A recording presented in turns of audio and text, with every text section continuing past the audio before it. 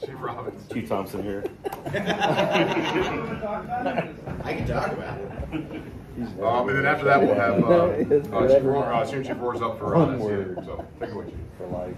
All right, good morning, everyone. Chief Robinson over at the Finance Center. Just talk about a couple things that we're doing and some things that hopefully won't be a problem, but probably will be. But obviously, the first thing is FSMS. One of our main functions is to get those PRs and obligations put in every month.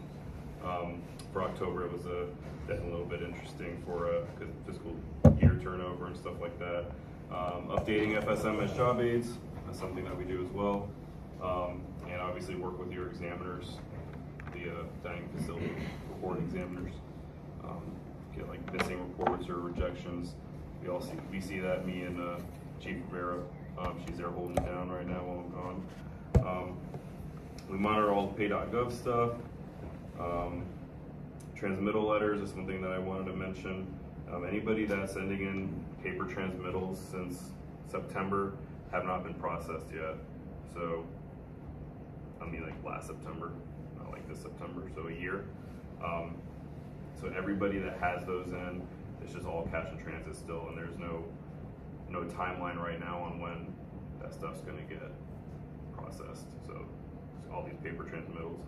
So if you can, I could encourage everybody to move to pay.gov or OTCnet if possible. Does everybody know what OTCnet is?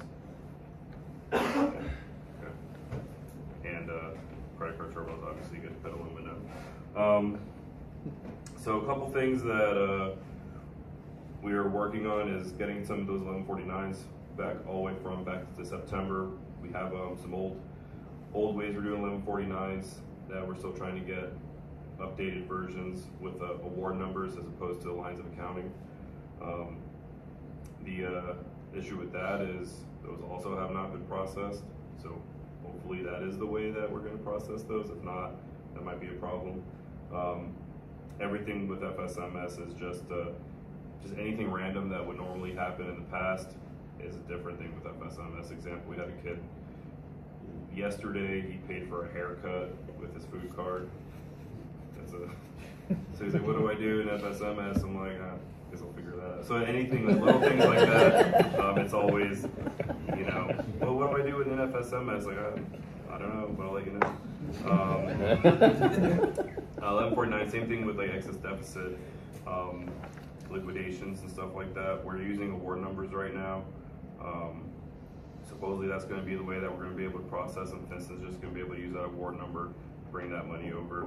I've been hearing recently that may not be the case, so hopefully that is the case, but we'll see from there. And then, other than that, taking random calls from the fleet, and anything like Master Chief Rivers was saying, anybody that needs like extra help, like hours worth of help, I send that over to SPL, work with SPL a lot on a lot of things. But I mean, that's really all I have, just some of the main points I wanted to cover. Does anybody have any like FinCEN CS liaison questions? Two questions. That's also the same person that used their personal credit card to buy stores for their unit? This is a different person. Okay. Last thing is, I don't know that anybody here in the room can help, but seeing a pretty long-term trend about people not reconciling their, purchases until several months after on lines of accounting, you guys closing it out, which, by the way, is the right thing to do, but... Right, I meant to bring that up. Thank you for reminding me, sir. So, over the last probably couple weeks, especially last week, there's been a lot of people complaining that, well, you close our obligations, now we can't match our purchases. And they're afraid of tier violations. To these obligations and stuff like that. Right, they're afraid of tier violations. So we have some warrants emailing us and SK senior chiefs saying like, oh, you just closed on these guys without warning. Then we tell them that they had 60 days to do it, and we never receive a reply back after that. So, but yeah, so we don't ever, at minimum, they've had 60 days, and most of the time it's been more than that. So they've had 60 days to reconcile, to match and approve their purchases in FSMS. With that being said, it is a major issue across the fleet. There's a lot of units that haven't been doing what they're supposed to do. So once the fiscal year turns over, I'm gonna explore a possibility of maybe opening an obligation just for those kind of like stragglers that haven't been verified or approved, and I'll talk to program and see how long we're gonna, if we can even do it, and how long we're gonna keep that obligation open.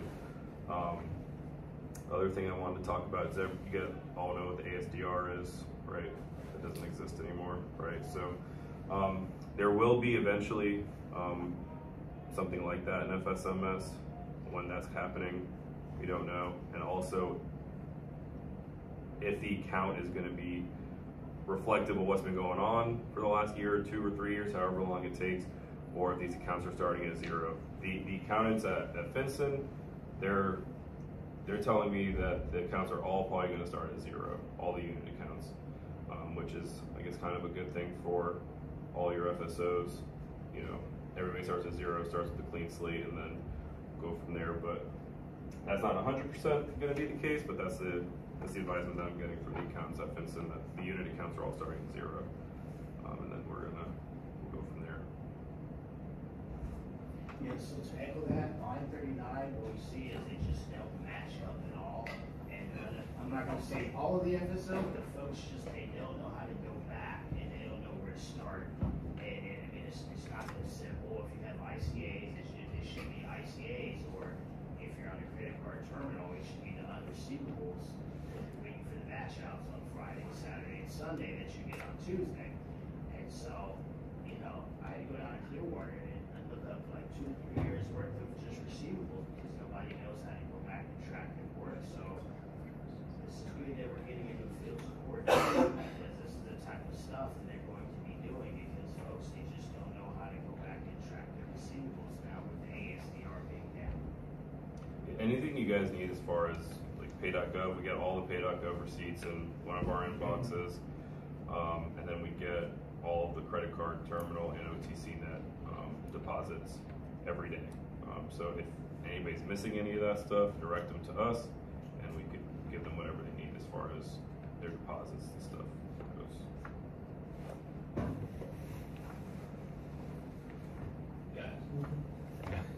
Are we still on track to do away with the bulk obligations? I know it was slated to be a temporary gap measure. Is that going to We become need to find temporary. a year? Right. A year is what I heard. Not that I've heard actually.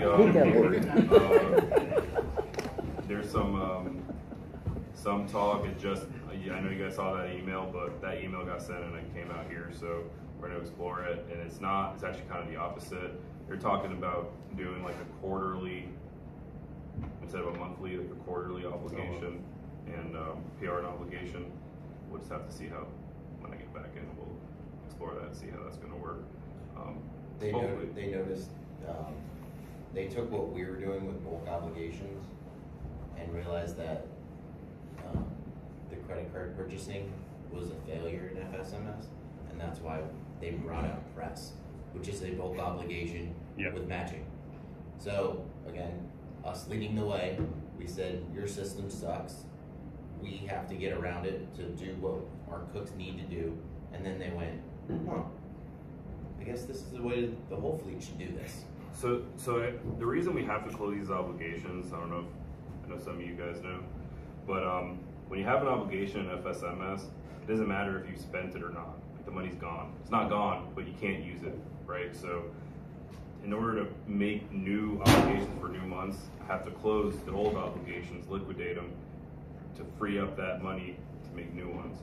If I could leave them open for a year, I would, but I just can't do it. There's no money to do it. There's only a finite amount of money. We get it preloaded, and that's what we get for the year. So I can't just leave these obligations open indefinitely. If not, I would, because it'd be way more easier for me.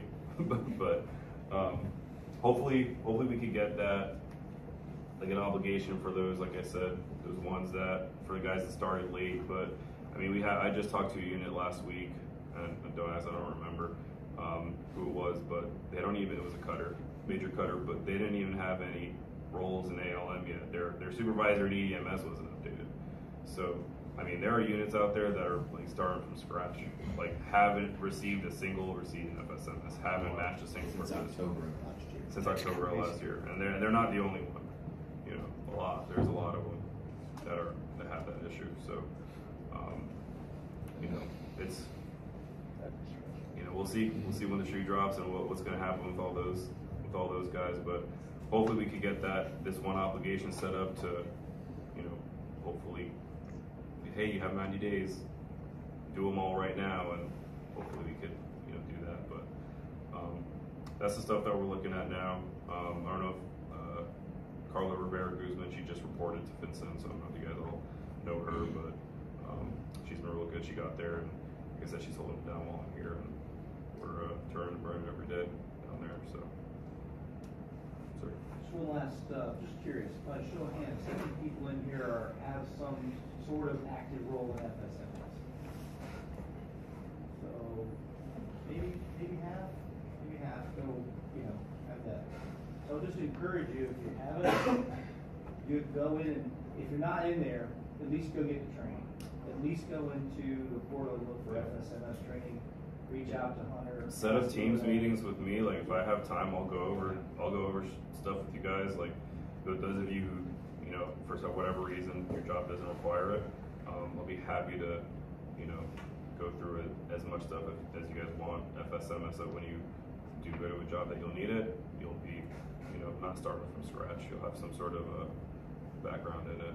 As the senior leaders, I mean, in the work that we do, we will never be disconnected from FSMS. It's just not going to be possible, at least whatever the financial system is. So I know I took it, I'm also a core, so I had to take it from that standpoint, but I took it from the equity level that we talked. Last year we were beating the implementation team around the head about how they were going to do the CSs, because they waited till the last minute for CSs, fuel, you know, important stuff that you might need that's happening all the time. But yeah, utilities as well, right? So everything that's important, they kind of waited till the last minute and said, yeah, we'll just do it this way. But the more you know, the more effective you're going to be able to help drive changes in it. And you also want to make sure you have visibility in this as a senior leader. So I just take the time. It's not that much. The training's not quite that good either, but it's not that much to at least have some strategic level visibility of what's happening in the system. So. Yeah, FSMS works best from 7 a.m. to 11 a.m. Eastern time. So what you guys say. So come in at 4 a.m. Yeah, come in at 4. With the FSMS and the roles and all that, have you or anyone in this room, have you seen an increase on CSs taking on roles as the AO for food cars? So there's a lot of CSCs and CSs that are AOs for their cutters as opposed to the card holders. Compared to prior to FSMS? Yep, It has an increase, right? Yeah. Well, because they used to have the dual role, and now there's that definite split they have to have. Mm-hmm. So the XOs and whatnot retain that funds manager, and then the senior CSs are taking those. Because we've seen like in the just around the fleet and all that, as for procurement offices, shifting that responsibility back to the galley of the shops. So that's one more thing, you know, that where we had civilians or SKs have that role, throwing it, you know, to the cook's responsibility. This we're in a group of friends, right? Yes, we are. Have you heard that crying sound that's coming from the RSTs and the SK shops that they pulled together? Yeah, that's the issue with that. They're going, we can't possibly do it. We just had over a half a dozen cancellations for major equipment purchases because for 120 days, the person that was assigned to it failed to act on it. And guys on our team, action officers, have been reaching out to them every month to try to figure out what's going on. But they're too busy. Actually, the email back was, we're really busy, so we can't take it. Yeah. And they're not checking their mailboxes. And they're not checking For the RST teams, they said they're being overloaded right now with the FSMS system and everything that's going on within it, that they're not willing to even take on the support for the CSs for things like equipment, things that we, for some reason, they won't do. So it's an ongoing battle that we're having with them to get them on board. Hey, support us, help us. Especially 87s are a big problem with the AOs. Who's going to be their AO right now? Because the XO is the funds manager. That's a big question we keep getting. That's a major issue as far as the reimbursable 1149s too. The 270s and Wimsels, they're not having too much of an issue because all that stuff's done like in-house for those. But like for your FRCs and 110s and stuff, all their 1149s have to go through our STs. So that process is it's a little bit more of a beast than the 270s or Wimsels right now. We're running the same problem with all the reported surveys. Anytime that they're going to use unit funds to pay for reimburse the galley, and it has to go to RST or AST, it takes weeks. They're like, we don't know what to do. They're like, here's a user guide. Literally, go down the checklist and do it. And they're like, that's not our job. We're like, That's case closed. we eat lunch with the SCA RFMC too. Any other FinCEN related questions? Thank you.